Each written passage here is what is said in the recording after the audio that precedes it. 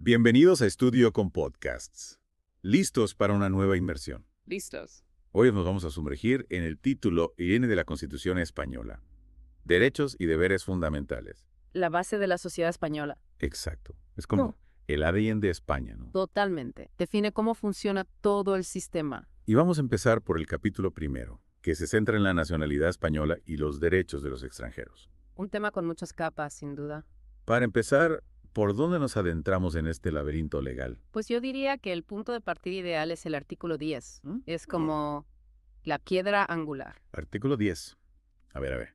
¿Qué nos dice este artículo sobre la dignidad de la persona? Pero en el primer punto establece que la dignidad de la persona, sus derechos inviolables, el libre desarrollo de su personalidad, en fin, todo esto junto con el respeto a la ley y a los derechos de los demás. Ajá. Y ellos siendo el fundamento del orden político y la paz social. O sea que todo se basa en el respeto al individuo y a sus derechos. Exacto.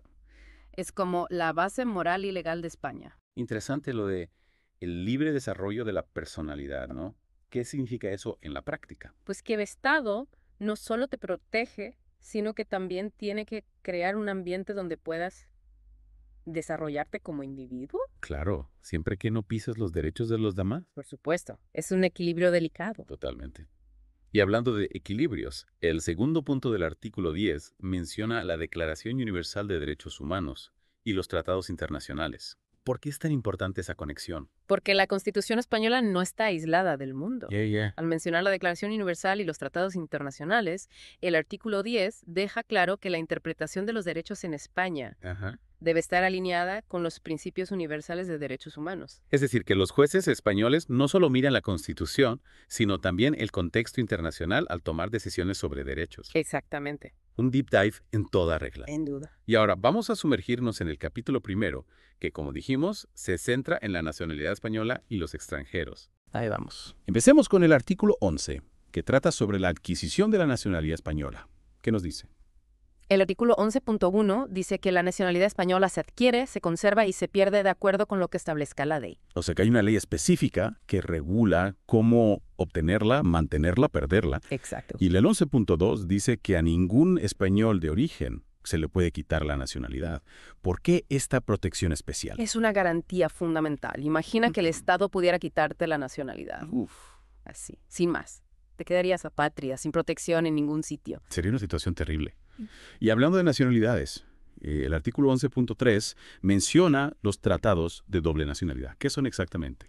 Bueno, estos tratados permiten que España firme acuerdos con países iberoamericanos, Ajá, con aquellos que tengan vínculos especiales con España. claro. Y esto permite que los ciudadanos de esos países puedan tener la nacionalidad española Sí, y la de su país de origen al mismo tiempo. sin tener que renunciar a ninguna de las dos. Exactamente. Tiene mucho sentido, con la historia y la conexión cultural que España tiene con Latinoamérica. Totalmente. Y el artículo 12, ¿de qué trata? El artículo 2 es corto pero importante. Establece que la mayoría de edad se alcanza a los 18 años. O sea que a partir de los 18 ya eres mayor de edad ¿Sí? y puedes ejercer todos tus derechos. Y también tus responsabilidades. Claro.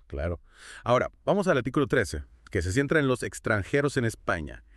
¿Qué derechos tienen?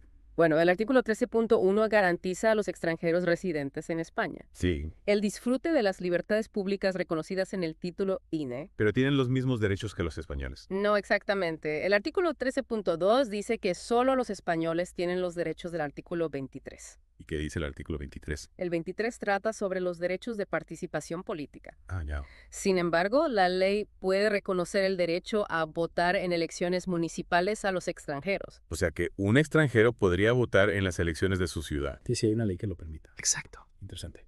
Y hablando de temas legales, ¿qué pasa con la extradición? Buena pregunta.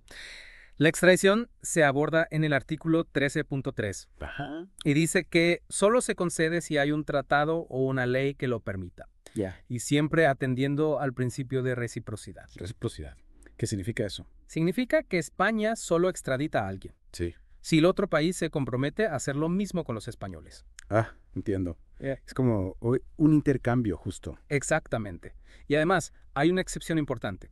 El artículo 13.3 también dice que no se extradite por delitos políticos. O sea, si cometes un delito político en España, no te extraditan. Correcto. Aunque, ojo, esto no incluye los actos de terrorismo. Claro, terrorismo es otra cosa. Totalmente. Y por último, hablemos del derecho de asilo. ¿Qué dice el artículo 13.4 sobre esto? Bueno, el 13.4 simplemente dice que una ley regulará. Sí. Tomas los casos en los que se puede conceder asilo en España. O sea, que deja en manos de otra ley la definición de los criterios y los procedimientos. Exacto. Pues vaya, hemos cubierto un montón de información sobre los derechos y deberes en España. Y esto es solo la punta del iceberg. Imagina todo lo que nos queda por descubrir. Hay mucho que explorar todavía. Más adelante estudiaremos más en profundidad cada artículo. Suscríbete a Studio.com Podcast para no perdértelos. Hasta la próxima. Hasta la próxima.